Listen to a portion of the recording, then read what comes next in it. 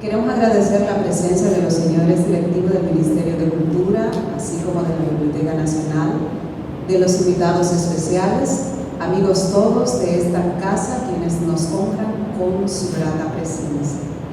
Si me permiten, me gustaría destacar en el público además la presencia de la señora Grecia Full, que nos acompaña en esta noche, de Lisette Vega de Purcell,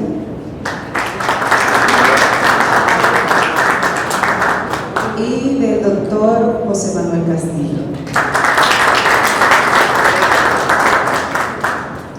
La Biblioteca Nacional y la Dirección de Gestión Literaria del Ministerio de Cultura hacen la tercera entrega del programa Letras de Ida y Vuelta, en esta ocasión con la conferencia titulada El Decálogo Roto, a cargo del escritor Juan Inirio. Y debo decir además que esta conferencia tiene como subtítulo Nuevas tendencias en la cuentística contemporánea, lo cual luce a una novedad, ¿verdad? Bueno, en estos momentos me permito ceder este podio al director de la Biblioteca Nacional, quien tiene a su cargo las palabras de salutación. Con todos nosotros, el escritor Rafael Peralta Romero. Buenas noches, todos son bienvenidos a la Biblioteca Nacional. A todos, además, expresamos nuestra más sincera gratitud por aceptar la invitación a participar de esta actividad que organiza la Biblioteca Nacional junto con el Departamento de Gestión Literaria del Ministerio de Cultura. Este joven, sí, con su cara de niño, Juan Hernández Inirio, me impresionó a mí grandemente un día del año 2014, frente al Teatro Nacional, cuando se inauguró una calle dedicada al escritor Tony Raful. Este jovencito fue la persona escogida para leer la semblanza de Tony Raful. Si ahora es joven, ¿qué sería entonces? Y yo dije, ¿y de dónde sacan a este muchachito? Bueno, pues él ha demostrado después eso. Claro, Saba va a leer su semblanza, yo no lo quiero tumbar su recurso, pero él es de la Romana. Por ser de la Romana, entra hoy en este programa de conferencias que se titula Letras de Ida y Vuelta, que quiere decir traer de las provincias a escritores que se dedican, a personas que se dedican al estudio de nuestra cultura y de nuestra literatura. Ese programa comenzó por el Cibao. Como son las cosas en nuestro país, el Cibao es lo máximo para todo. Dio asado. Y ahora le tocó al este. En la persona de Juan Hernández Inirio, que yo le estoy diciendo eso pensando que él no se va a molestar, porque él optó, a partir de la publicación de su libro más reciente, ¿verdad, Juan?, por identificarse solo como Juan Inirio. Entonces, aquella vez sorprendió con su discurso para presentar a Tony Raful. Yo pienso que hoy también, porque el título de su conferencia a mí me sugiere una actitud de vanguardia, de rompimiento, de cosas nuevas en la cuentística, porque quienes leemos cuentos y escribimos cuentos conocemos el famoso decálogo que escribió el gran cuentista uruguayo Horacio Quiroga, y con el cual han aprendido a escribir cuentos muchos en Hispanoamérica. Él no me ha dicho, ni yo he leído su conferencia, pero al decir decálogo y hablar de cuentos, remite a Horacio Quiroga, ese padre de la cuentística hispanoamericana. Y que Juan, este muchachito de este tiempo, que no se dedica a lo que se dedican muchos muchachitos de este tiempo, sino al estudio, al cultivo del espíritu, él va a demostrar estas novedades a partir de en la escritura del cuento en su conferencia. Yo me permití salirme un poco de lo que me toca, porque ella dijo que yo voy a dar la bienvenida, me aprovecho y digo esto y reitero a todos ustedes que son bienvenidos a la Biblioteca Nacional.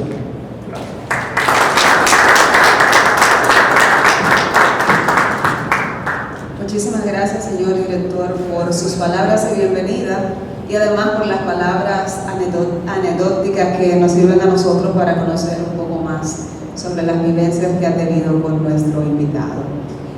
Ahora vamos a recibir en este podio al director de Gestión Literaria del Ministerio de Cultura, quien nos hablará sobre las motivaciones de este programa. Con nosotros el escritor César Zapata Santos.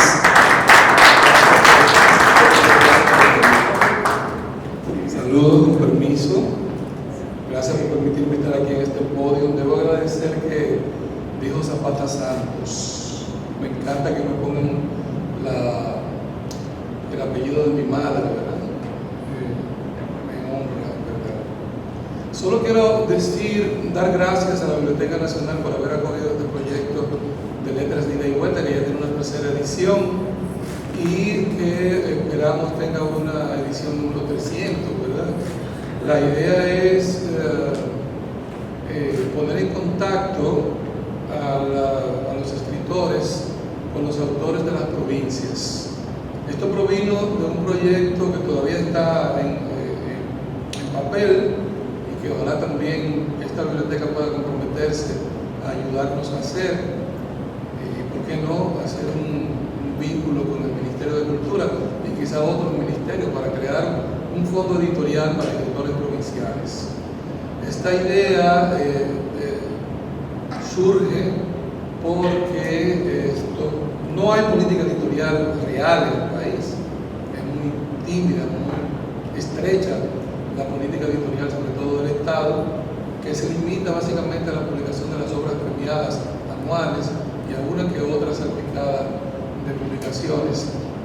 Se intentó una vez hacer una colección, esa colección todavía espera por una mayor divulgación. Pero en el caso nuestro, lo que observamos es que los escritores de provincia hacen un acto heroico, que es quedarse a gestionar cultura en sus provincias, establecerse a divulgar literatura en sus provincias. Y esto obviamente necesita de un respaldo más entusiasta de parte del Ministerio de Cultura. Por eso hemos inventado este proyecto de Letras de Ida y Vuelta. Y ustedes se preguntarán, bueno, ¿cuál es la ida a la provincia? Bueno, la ida a la provincia se vincula con los premios anuales. Hacemos el esfuerzo, a veces demasiado personal, de llevar a los escritores premiados a la provincia para poner en contacto con los lectores y con los animadores culturales provinciales. Por eso el nombre de Letras de Ida y Vuelta. Esto comenzó en el Cibao, pero no creo que el Cibao sea para nada el ombligo del mundo. Comenzó por una cuestión circunstancial en el Cibao y ahora va al este. Y nos vamos a quedar un ratito más en el este para complacencia del señor director de la Biblioteca Nacional, ¿verdad? Que es un nombre del este. Y vamos a quedarnos un ratito más con algunas provincias del este y con algunos escritores del este. Reitero la idea, ojalá pueda encontrar tierra fértil, de crear un fondo editorial para autores que residan en sus provincias. Ese fondo sería mixto, los propios autores enriquecerían el fondo y el resto de los recursos los daría el Estado a través del Ministerio para divulgar la literatura hecha desde la casa, desde nuestra casa. Mucha gente me preguntó cuando yo decidí ir a vivir a provincia por qué lo hacía. Todavía algunas personas piensan que debemos seguir aquí separados en la capital.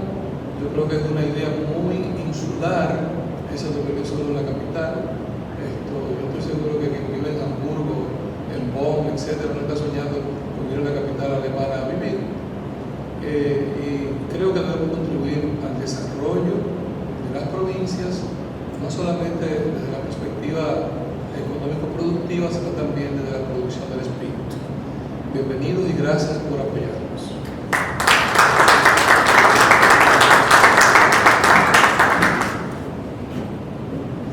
Agradecemos las palabras del señor Zapata. Señoras y señores, ya nos estamos acercando a la parte anunciada, que es la conferencia de esta noche, pero antes queremos compartir con todos ustedes un poco más sobre la vida y obra de nuestro invitado. Y para dar lectura a la semblanza, tenemos a bien invitar al encargado de gestión cultural de la Biblioteca Nacional. Recibimos al poeta Ramón Sama.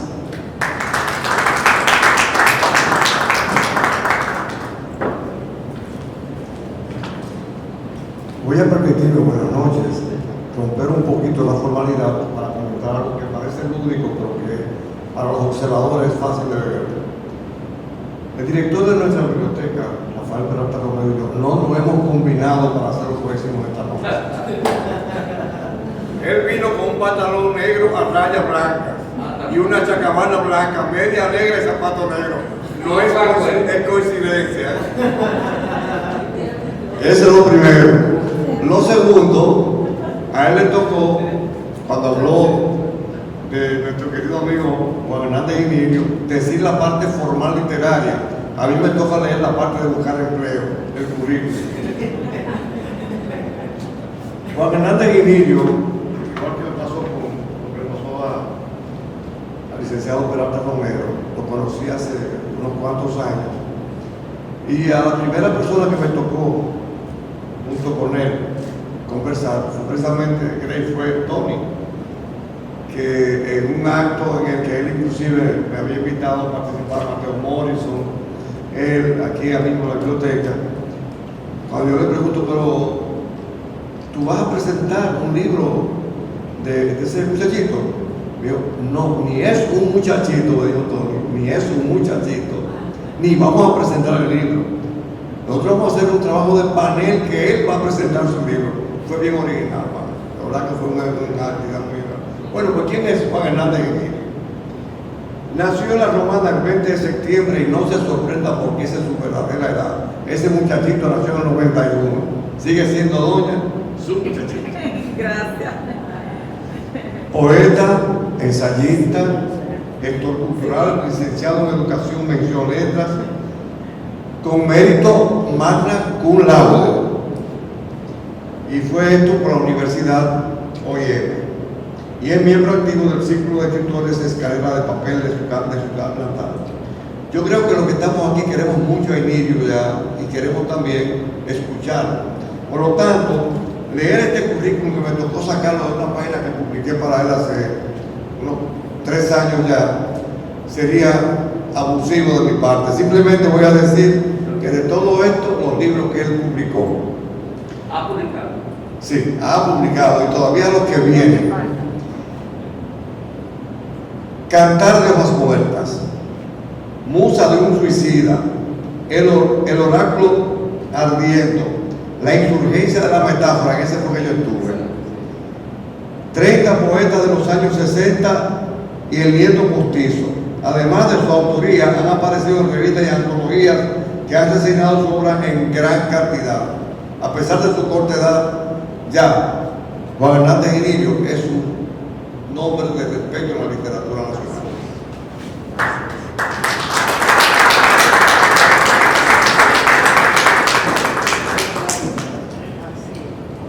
Sin más preámbulos, entonces cedemos este podio a nuestro conferenciante invitado de esta noche, con todos nosotros el escritor Juan Inirio.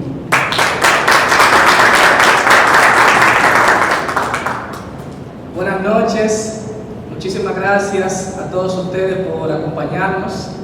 Yo creo que es una ocasión maravillosa para compartir la fraternidad, la alegría de conocernos y de esta vocación que nos une, que es la literatura. Quiero primero saludar y agradecer la presencia y el que hayan hecho posible este evento del señor director de la Biblioteca Nacional de Enrique Sureña, licenciado Rafael Peralta Romero, del señor licenciado César Zapata, director de gestión literaria del Ministerio de Cultura, el señor Ramón Saba, encargado de gestión cultural de la biblioteca, y bueno, una serie de amigos que ya han sido mencionados, que yo me uno a esos saludos, Grey, de Raful, con algunos de sus familiares, doña Lisset, Yanit, Víctor de Carramán, Isael Pérez. Está también un querido amigo que es Vicente de Peña, que es viceministro de la Juventud. Yo quiero que por favor le den un aplauso especial por su investidura. Y de manera, lo cito de último, pero de manera muy especial, son mis acompañantes especiales y exquisitos, que son mi madre Doris y mi hermano Joel, que están aquí también. Bueno, primero,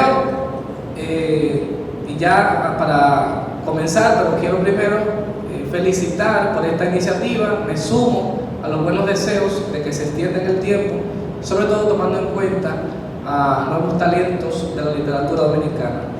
Nosotros vamos a hablar sobre el decálogo roto, nuevas tendencias en la cuentística contemporánea. En principio, pues, ya me han introducido, ya han hablado un poquito de mí, lo esencial, fundamentalmente, aparte de todo eso que decía Saba con tanto cariño, soy un lector y estoy aquí en mi condición de lector. Entonces, ustedes pueden ver algunas cosas de las que vamos a estar tratando ya de manera detallada, la evolución histórica del cuento del siglo XIX hasta nuestros días. Todo lo que yo voy a decir, aunque parte de lecturas, parte de reflexiones en las que uno pretende acercarse a cierta objetividad, no deja de representar mis gustos personales. Esa es una frase que la puse al principio porque la cito en un momento de la conferencia y yo creo que ilustra mucho de lo que yo quiero transmitir en esta noche sobre el cuento. Esa es la frase de Andrés Neumann, un gran escritor joven, argentino, que ha dicho que en el cuento la atmósfera puede ser lo más memorable del argumento. Ya veremos luego por qué él dice eso y por qué yo lo comparto. El acto de pergeñar historias breves implica una administración de recursos lingüísticos que solo dotada de sabiduría técnica y rigor reflexivo puede progresar. Tanto la creación poética cuanto otros ámbitos de la prosa como la novela y el ensayo permiten tranquilamente la digresión, la dispersión de ideas, la inserción libérrima de elementos no estrictamente esenciales dentro del cuerpo textual o que desvían el cauce argumental, y en el caso novelístico se permite la rebelión indómita de los personajes respecto del escritor. El cuento, en cambio, es como un marido celosísimo que interroga a su esposa por cada hombre al que saluda. En el texto, de forma similar, el cuento exige una explicación por cada palabra que el autor introduce. Exige control total. Esto no significa que el cuento sea un sistema cerrado, inflexible y estático, que, a diferencia de todos los demás géneros literarios, no evoluciona y está sometido a una legislación universal, inapelable y olímpica, dada por una serie de maestros que, como Moisés con las tablas de la ley, enunciaron decálogos divinos que no admitan ningún tipo de cuestionamiento.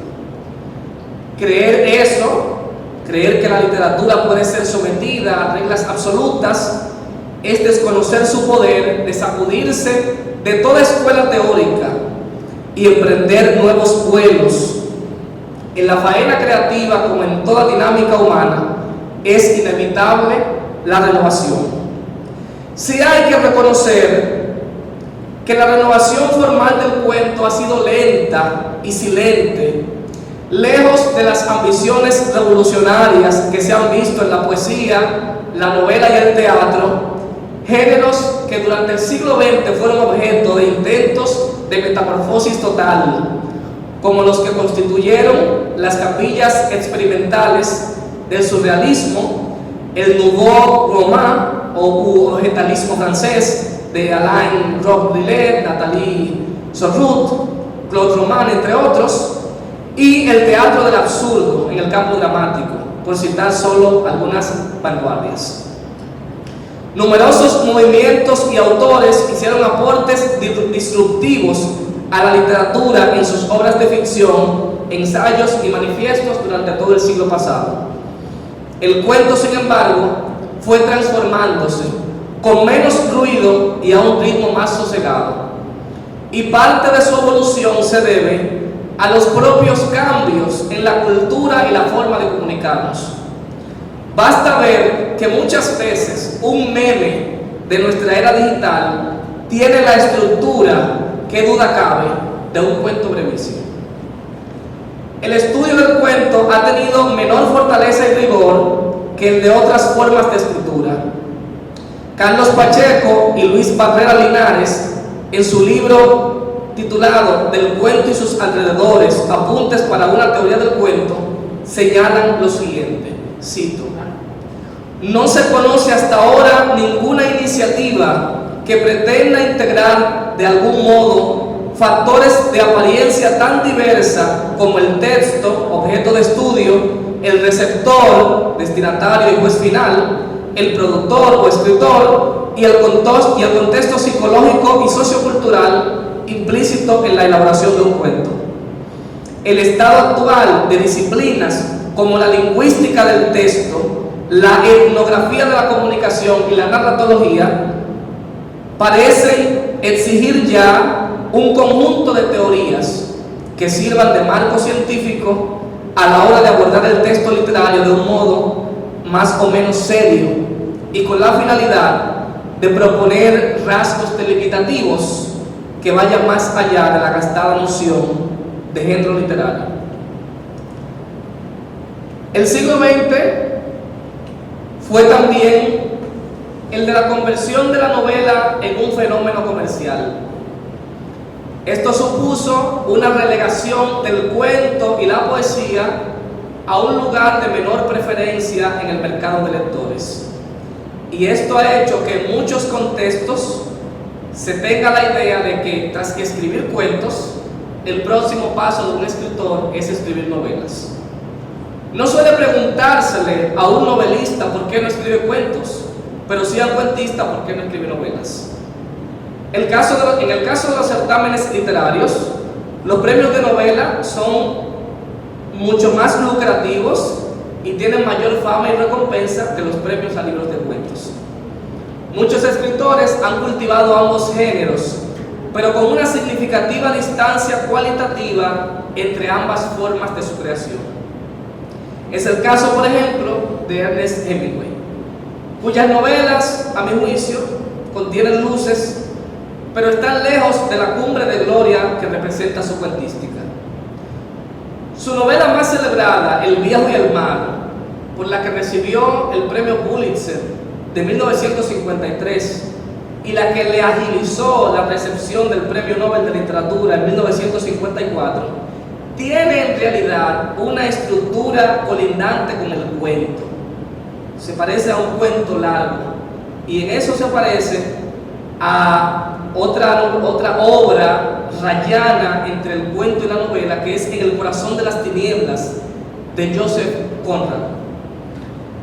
Gabriel García Márquez, en el prólogo que le hace a los cuentos completos de Ernest Hemingway, uno de los escritores que más admiró, destaca precisamente esa preferencia que siempre sintió por la narrativa corta del Nobel suicida, o sea, Hemingway. Y los primeros cuentos de García Márquez, reunidos en el libro Ojos de Perro Azul, le deben mucho al sello de textos como Los Asesinos y El gato bajo la lluvia de Hemingway, con esos diálogos misteriosos, recortados, amenazantes, elípticos, donde se dice lo mínimo y el lector tiene que adivinar el pensamiento de los personajes, donde uno presiente sin cesar el caos hasta el culmen de la historia. Volveré a Hemingway más adelante.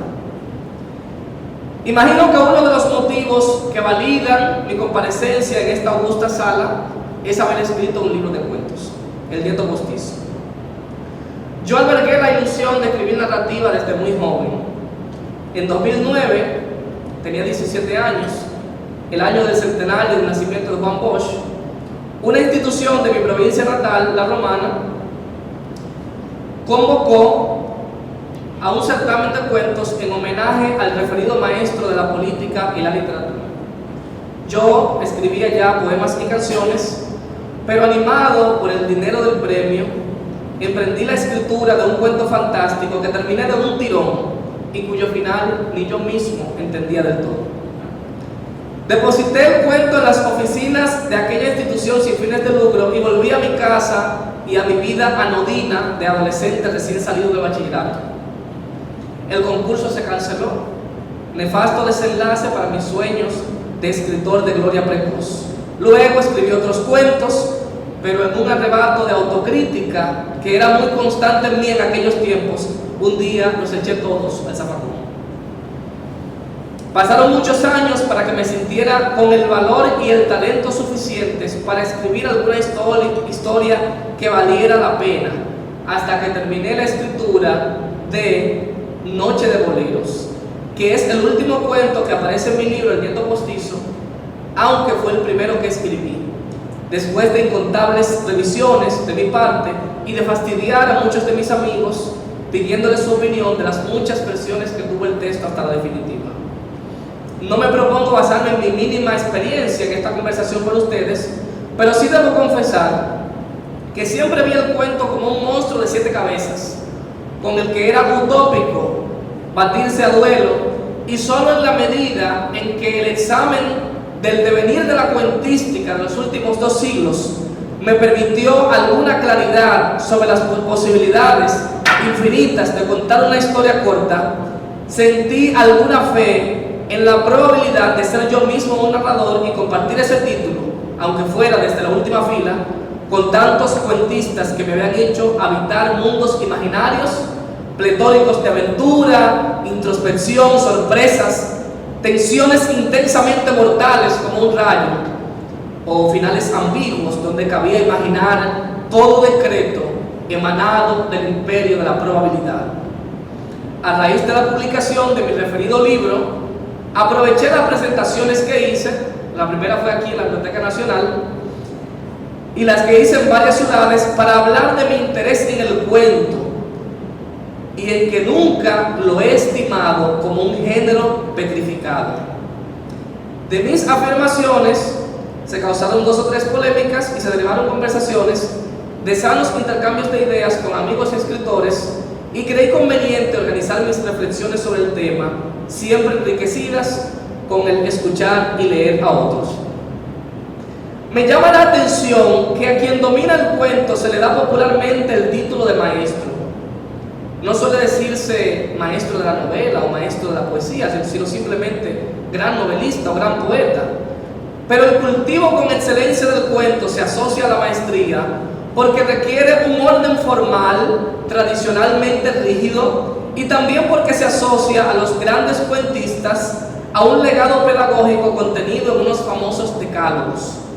Uno de ellos, ya lo citaba el señor director de la biblioteca, uno de ellos que ha ejercido una influencia trascendental en los cuentistas latinoamericanos es el del uruguayo Horacio Quiroga. Titulado Decálogo del Perfecto Cuentista, publicado en 1927, sus 10 mandamientos rayan en el lirismo, inducen a un compromiso casi religioso del escritor con su obra, con lo cual coincide con muchos grandes escritores que han concebido la literatura como una suerte de deidad que exige devoción sin fisuras y dedicación total del tiempo y la energía del escritor. Quiroga cree que la lectura, la paciencia y una infalible ética de trabajo favorecerán la creación de una obra de... Yo hablo solamente de cuentos en el estilo que conocemos más largo. Si bien hay un cuento que vamos a hablar que puede considerarse minificción más tarde, que es Continuidad de los Parques de Julio Cortázar. Entonces, Lauro Zavala menciona que los aspectos del cuento clásico básicamente son estos: tiempo secuencial o lineal, o sea, todo pasa primero algo ahora, después algo después. Hay una secuencia de acontecimientos muy lógica. Segundo, el narrador es omnisciente o confiable. O es el narrador omnisciente en tercera persona, o es un narrador en primera persona, pero que lo que él está diciendo usted puede estar seguro que es la verdad, o por lo menos lo que él conoce. Porque Bosch, tengo que volver a Bosch, sí usó distintos puntos de vista. Por ejemplo, en La Mancha Indeleble se usa la primera persona del singular, el yo, pero sigue siendo un narrador confiable, a diferencia de otros autores que utilizan la primera persona del singular, pero es un yo que no está seguro de las informaciones compiladas, como es el caso de la novela El Astillero de Juan Carlos Onetti.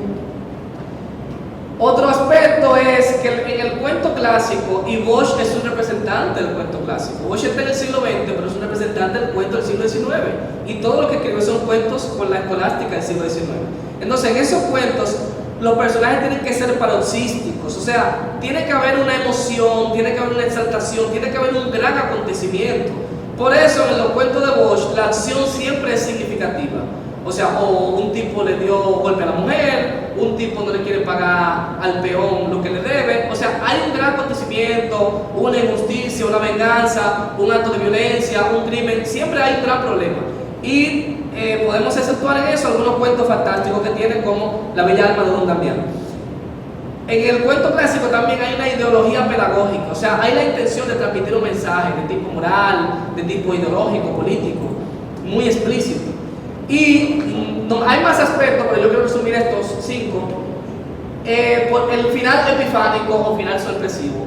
Todos hemos escuchado una vez a alguien que nos dice: no, el cuento tiene que tener un final sorpresa. Bueno, eso ya ha quedado como una leyenda, pero no. Eso es del cuento clásico. Yo puedo escribir con final sorpresa, y en el Nieto Postizo tengo 2 o 3 cuentos que tienen un final sorpresivo, que todo se resuelve en la última frase. Por eso es porque yo quise hacerlo, no porque estoy obligado. No tengo por qué utilizar un final sorpresivo. Puedo terminar el cuento donde me dé la gana, realmente. Y eso va a depender de qué yo hice antes. Ahora, el cuento termina donde termina. La vida es así. La vida no termina de manera planificada. Uno está aquí hablando y de pronto pues le pasa algo. O sea, esa es la vida, y la literatura lo que hace es representar la vida. Entonces, en el caso de los cuentos, Luis Pie, La Nochebuena de Encarnación Mendoza, Bosch utiliza finales sorpresivos, pero no en todos sus cuentos. Él mismo admitió que no lo creía una cualidad imprescindible, y con eso dio un cierto viso de modernidad en su cuentística y en su teoría. Sobre el tema de la sorpresa en los cuentos, a pesar de que no es obligatorio, hay un amigo que me dijo algo que yo creo que es verdad. Me dijo: el final sorpresivo no es imprescindible en el cuento, pero suele gustarle al lector, igual que en el cine. El Decálogo de Julio Cortázar ya está en el umbral de la modernidad. Cortázar escribió también un decálogo, pero que yo lo cito no para el decálogo roto, no para romperlo, sino para reconocer más sus virtudes y solamente discrepar de un punto.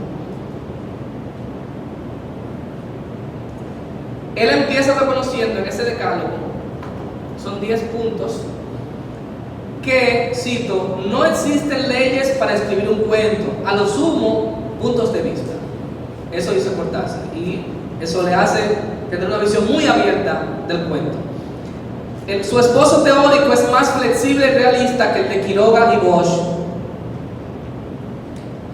y más que mandamientos, él lo que hace es proponernos sugerencias. Nos invita a poner atención al tratamiento de la historia, la síntesis, la escogencia de temas y personajes, sabiendo que se puede escribir de todo, que toda historia es buena y funcional si el narrador sabe dónde poner y quitar. El tercer punto del decálogo de Cortázar es con el que yo discrepo, y es un punto, es un aspecto inolvidable que ha sido muy citado, y por eso Cortázar ha ejercido una influencia inmensa en los cuentistas latinoamericanos, tanto así que hay gente que se le ve que no puede esconderlo, que es demasiado cortázariano. Cortázar dijo: la novela gana siempre por puntos, mientras el cuento debe ganar por nocaut. Y el que sabe de boxeo entiende esa metáfora. El knockout es un golpe, te doy un golpe, ya caíste y se acabó el combate, no importa si estamos en el primer round. Pero ganar por puntos en el boxeo es que si no hay un knockout, si llegamos a los 12 o a los 15 asaltos, a los 9 reglamentarios, el que haya tenido más puntos según el árbitro, o sea, el que haya dado más golpes buenos, ese es el que gana, no importa que ninguno derribó al otro. Entonces Cortázar cree que el cuento tiene que ganar de manera fulminante. Me parece, ese es un mandamiento que él cree inapelable. La novela es un territorio vasto donde parece que cabe todo, donde hay licencia para desviarse del tema de forma impune, donde se permite engrosar las páginas hasta el infinito por el solo placer de la palabra. La novela ha tenido una evolución teórica, una variedad de escuelas y un éxito editorial que la han convertido en un fenómeno cultural. Cortázar, que también fue novelista, alude a la cualidad de ganar por puntos, porque en la novela se van acumulando momentos importantes que cuando se les suma, que no tienen que responder a una tensión constante, porque van sumando informaciones, como dice Vargas Llosa, le denomina cráteres. Cráteres, un momento en la novela de mucha tensión. Ok, la mujer engañó al esposo en la misma casa y el hombre ya está abriendo la puerta y va a encontrar a la mujer. Bueno, es un momento de tensión donde todo el mundo dice qué va a pasar, pero después la novela pasa a ese momento de tensión y vuelve a momentos donde uno se aburre más. Es decir, ninguna novela puede tener 230 páginas donde siempre uno esté emocionado. Siempre uno se aburre un poco porque la novela también tiene que ofrecer información. Entonces él dice que la novela puede darse ese lujo, pero el cuento no. Eso es lo que cree Cortázar, que el cuento tiene que ser todo intensidad. Entonces él dice también lo que se intuye, que para él el golpe del cuento es único y fulminante. Yo creo, sin embargo, que el cuento puede ganar por puntos, que puede ir sumando pequeños momentos reveladores que se conviertan en un gran panorama del mundo íntimo o exterior. Y esto es lo que logró Raymond Carver en su brillante obra, que lo ha catapultado como uno de los grandes cuentistas del siglo XX y uno que aportó importantes renovaciones al cuento. Dos de sus libros, ¿De qué hablamos cuando hablamos de amor? Y Catedral, contienen algunos textos cardinales para apreciar una composición de historias breves donde se da preeminencia a lo que sucede fuera del texto, al silencio y la sugerencia, a lo insinuado, donde no ocurren actos deslumbrantes, sino pequeñas escenas, normalmente relacionadas con el amor, que solo al combinarse proporcionan un efecto de reflexión e interés mayor en el lector. Todo esto con una prosa que prioriza la condensación verbal por encima de la abundancia de palabras, como en el cuento titulado Diles a las mujeres que nos vamos.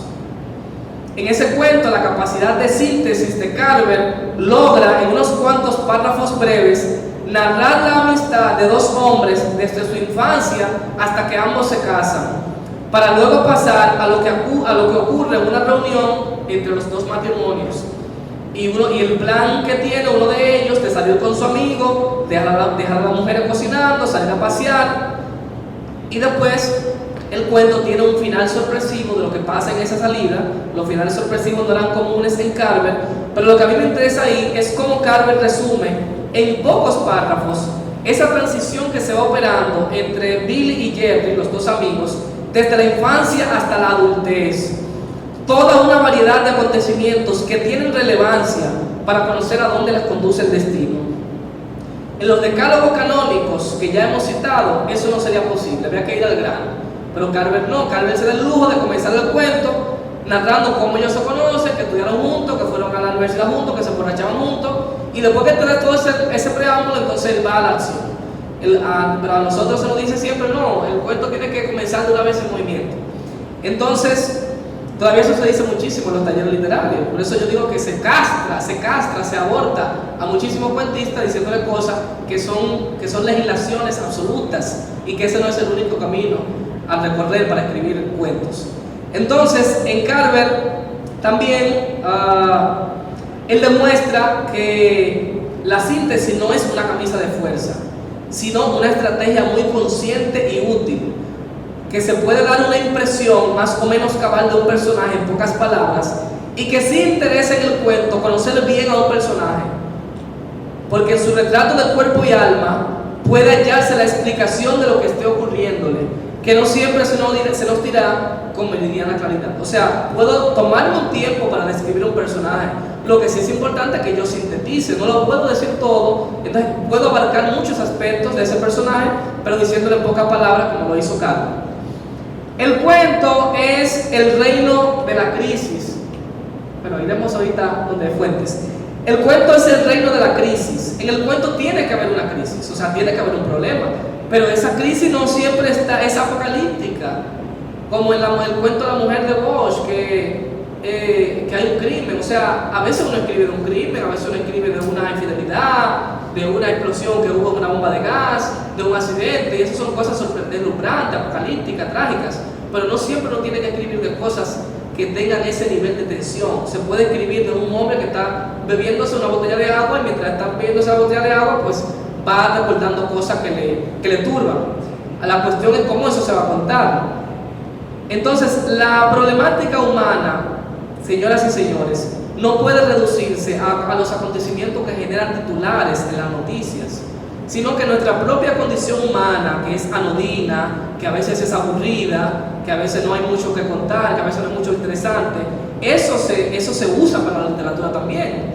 O sea, tenemos un devenir en la vida en el que hay cosas interesantes, pero hay días que son imprevisibles, que son vacíos, y solamente el acto de vivir ya es suficiente para ser explorado con categorías de drama y flagelo.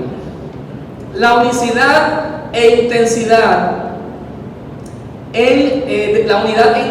de efecto del cuento se logran en proporción a este rito de riguroso dominio del texto, en consonancia con una atmósfera dramática que, lejos de deberse al azar, debe de estar planificada en todos sus pormenores, sin afectar el estilo particular que el cuentista imprima a su obra, como debe ser. Y en lo que decía Andrés Neumann, en la frase que puse al principio, la atmósfera puede ser lo más memorable del argumento.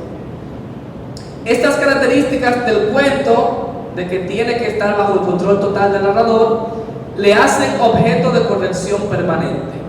Quienes dicen que el cuento debe escribirse de un tirón, cometen el error de confundir la buena suerte o la feliz intuición de un día con un manual cotidiano de trabajo literario.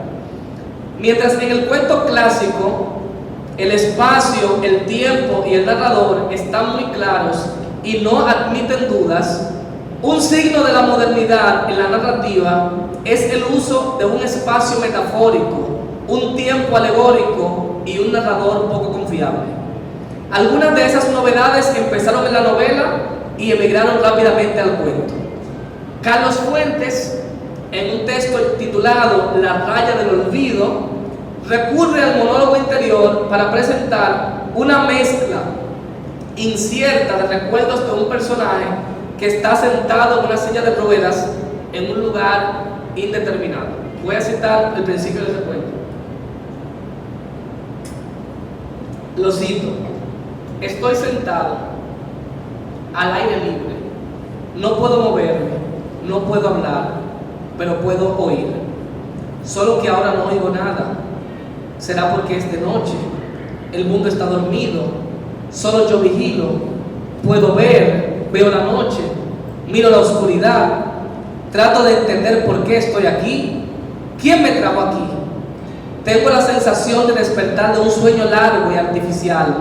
Trato de saber dónde estoy, quisiera saber quién soy. No puedo preguntar porque no puedo hablar. Soy paralítico, soy mudo, estoy sentado en una silla de ruedas, la siento mecerse un poco, toco las ruedas de hule con la punta de mis dedos, a ratitos avanza tantito, a ratitos parece que se echa para atrás, lo que más temo es que se vuelque, a la derecha, a la izquierda. Comienzo a orientarme de nuevo, estaba mareado, a la izquierda, río un poquito, a la izquierda, esa es mi desgracia, esa es mi ruina, irme a la izquierda. Termina la cita. En ese cuento no se sabe si lo que dice el narrador es cierto o es solamente una alucinación, si su pensamiento fluye en silencio o en voz alta, no se conocen su identidad ni su ubicación, no se sabe si está solo, si está acompañado, si está en un hospital, si está en la casa. Y es a través del texto que se van hallando pistas tanto de la situación particular del personaje narrador como de un interregno de la historia de México. En este cuento hay una falta aparente de acción en el principio, y conforme va progresando la narración, el propio personaje narrador va cayendo en cuenta de su situación de forma más diáfana, va entendiendo los hechos paralelamente al lector. Algunos teóricos hablan incluso de un tipo de cuento postmoderno en el que se podría incluir ese texto de Fuentes. Estas clasificaciones de cuento clásico, moderno y postmoderno no responden necesariamente a un orden cronológico, es decir, no es que antes se escribían cuentos clásicos y hoy postmoderno, no. Hay gente que ya antes escribía cuentos con ciertas características modernas y hay gente que hoy en día sigue escribiendo cuentos calcando el estilo de un Poe o de un Quiroga o de un Bosch. Entonces, el libro Ficciones de Jorge Luis Borges, publicado en 1944, es considerado el primer libro de cuentos postmoderno.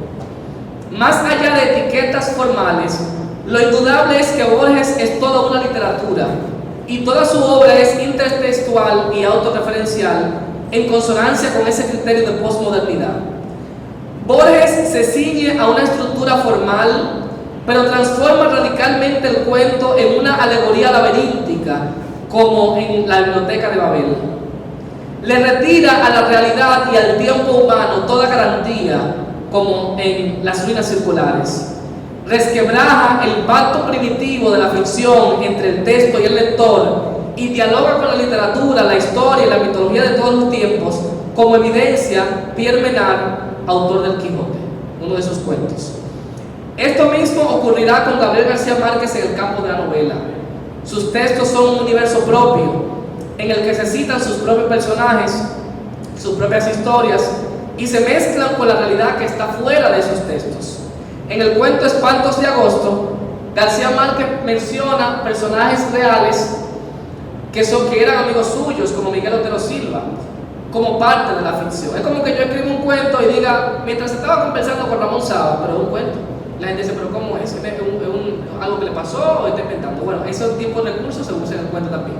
O sea, utilizar el nombre propio de gente y mezclar la vida personal del escritor, que la gente la conoce, con un ejercicio de ficción. Lo hace Murakami también en el libro que ya mencionaba ahorita, Primera Persona del Singular, y lo hizo García Márquez en un cuento que se llama Espantos de Agosto, que está en 12 cuentos peregrinos.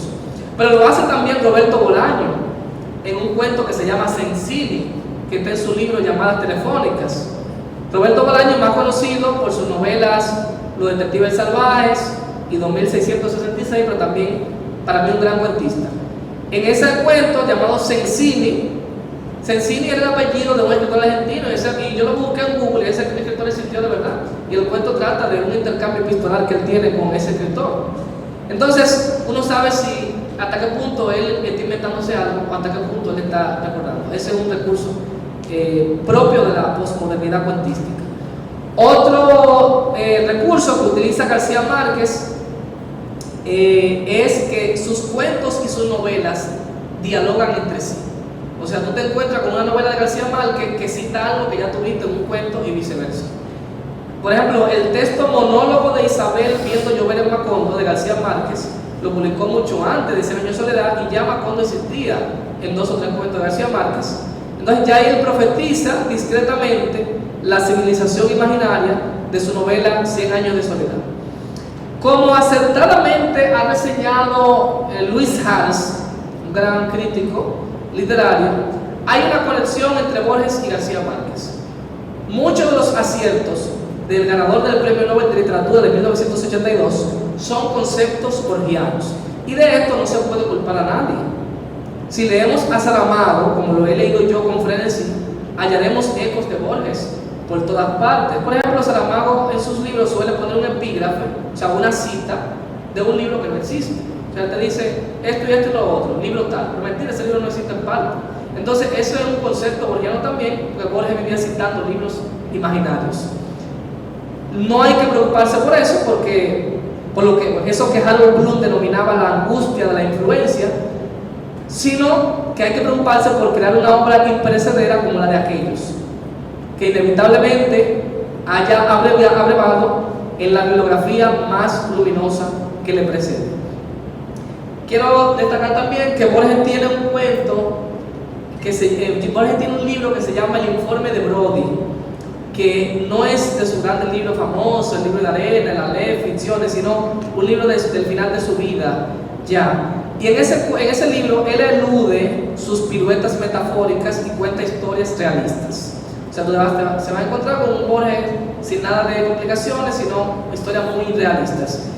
Entonces, me parece que ese libro resulta muy útil para, despejando las complicaciones y delicias de sus libros más famosos, observar atentamente a Borges como cuentista que conoce perfectamente todo lo que quiere decir y dónde colocar cada palabra.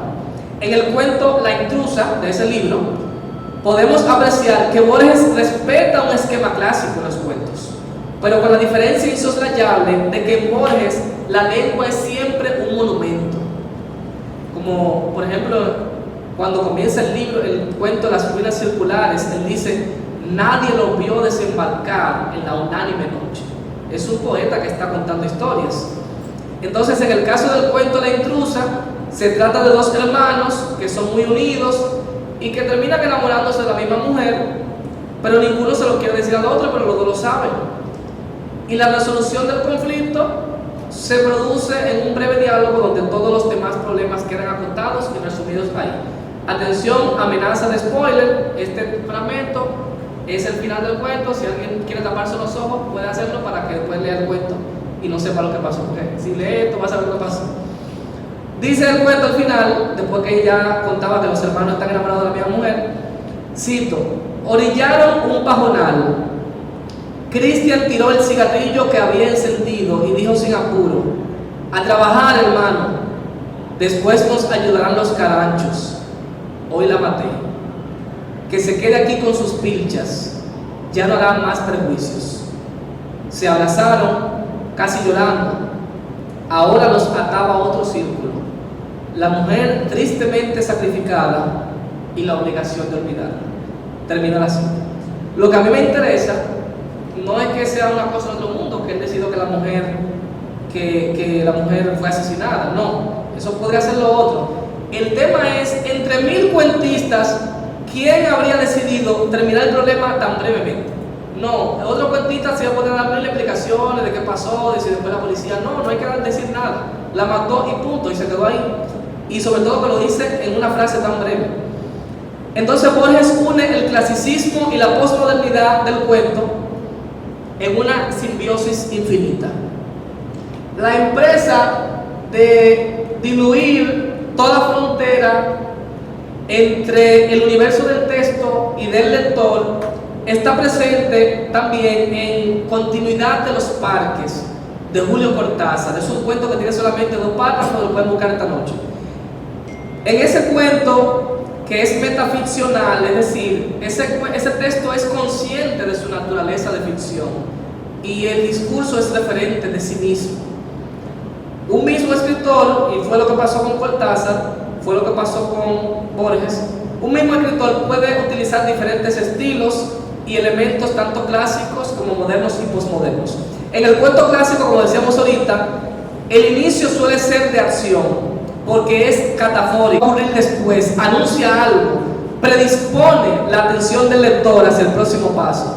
Sin embargo, las variaciones más recientes del cuento son anafóricas, aluden a hechos que ya han ocurrido y que el lector irá conociendo parcial y gradualmente para conocer la nueva situación, la cual se muestra sin una necesaria explicación.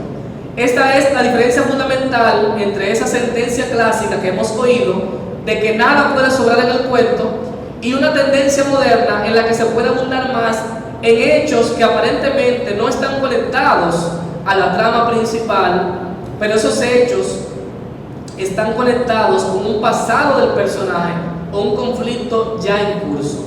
El cuento moderno no tiene ningún problema en iniciar con la técnica llamada in media res. Se usa también en el cine. Media res significa en plena acción, o sea, en el nudo de la historia. O sea, en vez de comenzar por el principio, puede comenzar por el medio. Aunque es menos frecuente, también puede comenzar por el final y luego se vuelve atrás. En otras palabras, el cuento moderno y postmoderno, en vez de ser solamente una flecha dirigida a una diana, es también un fragmento de vida, un pedazo de historia nunca total, un periodo de situaciones que se justaponen y ofrecen una mirada parcial de la condición humana o del espíritu de una sociedad. Puede parecer que no pasa nada relevante o que el cuento termine en cualquier parte, pero si se presta más atención se verá que la verdadera esencia de la historia es la que no está explícita dentro del texto. El final, por tanto, puede ser único y múltiple a la vez. Más que subordinado al significado del texto, el final puede apuntar a la propia experiencia del lector en su vida y su lectura, con lo cual él mismo podrá construir el final del cuento. Esto es lo que ocurre en La breve vida feliz de Francis Macomber, de Ernest Hemingway, donde incluso hay un elemento sorpresivo en la parte final, pero las motivaciones de los personajes quedan en una zona oscura. Ocurre un homicidio y aunque el narrador aparentemente omnisciente nos explica por qué ocurrió, luego los diálogos nos hacen dudar de ese narrador y de las verdaderas intenciones de los personajes. No en vano este es uno de los cuentos más estudiados de Hemingway, dada la profundidad psicológica que contiene. Atrás ha quedado el final clásico que resuelve todos los enigmas y que ofrece una solución única a todos los problemas. Al menos ha quedado atrás en su uso sagrado y obligatorio. En estos breves y limitados esbozos que he hecho, que no dejan de representar mis gustos literarios, quiero reconocer también mi admiración por los cuentos de Juan Rulfo, que ya en el mediodía del siglo pasado combinó el uso de las voces y sentimientos locales con el drama global de la pobreza y la desesperanza. He utilizado frecuentemente su texto titulado "Es que somos muy pobres" para motivar a nuevos lectores a acercarse al universo del cuento como burbuja de lo infinito, lo insospechado y lo letal. La historia de Tacha, una niña de 12 años cuya vaca se pierde en la crecida del río, situación que la deja sin nada y la expone a la prostitución, es una exploración conmovedora y elaborada de forma puntillosa, que deja al lector la posibilidad de seguir contando la historia, porque el drama de Tacha y su familia no acaba, sino que queda en un limbo, en un aire ambiguo por el que bajan los ángeles de la desgracia. También los cuentos titulados Lubina, Diles que no me maten y No oyes ladrar a los perros, todos del libro Llama en Llamas, fueron un temprano resplandor de novedad en el cuento latinoamericano, con la alternancia de narradores en un lenguaje popular donde se duda de la realidad y se apela a la superstición en cada momento. Rulfo me recuerda en esa narrativa tan telúrica a Sherwood Anderson, ese pionero de la narrativa corta en lengua inglesa, cuyo libro Winesburg, Ohio, cuenta las peripecias de los habitantes de un pueblo imaginario con una aguda mirada al código de honor y a las esperanzas débiles de la gente común en el Estados Unidos de principios del siglo XX, todavía con pueblos pequeños y preindustriales. La tradición de los decálogos, señoras y señores, ha tenido tanta importancia, sobre todo en la cuentística latinoamericana, que hoy muchos escritores siguen apostando a esa fórmula para transmitir su visión del cuento desde una postura particular, sin las pretensiones absolutas de los maestros del pasado. El cuento clásico sobrevive como modelo perfeccionista y sigue concitando el interés del lector contemporáneo. Lo indudable es que sus postulados no deben limitarnos a la hora de escribir. El cuento y la poesía, curiosamente los dos géneros que yo comencé a practicar, el cuento y la poesía son dos géneros literarios en los que sus autores se enfrentan constantemente a un cuestionamiento de la identidad de sus textos. Porque se puede decir que una novela es mala, pero no suele afirmarse que no es una novela. Sin embargo, nunca falta, en el caso del cuento y de la poesía, alguien que alce el índice para decir, no, eso no es un cuento, o no, eso no es un poema. La obsesión con las frías clasificaciones es perjudicial para la literatura. Primero existe la creación literaria, luego la teoría, y la teoría busca una orientación en medio de lo creado. Primero la creación, luego la crítica, no al revés. La creación es libre y así debe permanecer. En la práctica, uno llega a identificar lo que funciona, lo que trasciende y lo que permanece, pero no se debe asfixiar el ejercicio creativo en nombre de reglas frías. El cuento tiene una historia inmemorial y ha permanecido como un arte de factura meticulosa y textura minimalista. Fue en el siglo XIX cuando adquirió un gran rigor formal. Sigue evolucionando hasta nuestros días y muchos anhelamos que se restituya cada vez más su autosuficiencia frente a la novela. El cuento no es un género para practicar la narrativa, que mucha gente le dice, comienza escribiendo cuentos para aprender. No, el cuento no es un género de práctica. El cuento es un género autosuficiente, independiente. Es un mapa soberano determinado por los relámpagos de la brevedad y la síntesis, y enriquecido por las técnicas que nos han legado los maestros para que el cuento prospere en medio de sus fronteras. Su naturaleza y sus límites pueden pasar de claros a difusos a través del tiempo, ya que de contarnos historias alrededor de la fogata hemos pasado a utilizar la imaginación, la memoria, la observación y la lengua para examinar y manosear las aristas de nuestra humanidad y de nuestra tortuosa civilización. El cuento, buscando atrapar lo fugaz, quiere perpetuarse en la memoria del lector. Lograrlo requiere no solamente aprendizaje, sino talento y sensibilidad, y requiere escribir y corregir hasta fundirnos a las palabras y anhelar el infinito en el texto, como si la vida acabara en el próximo crepúsculo. Muchas gracias.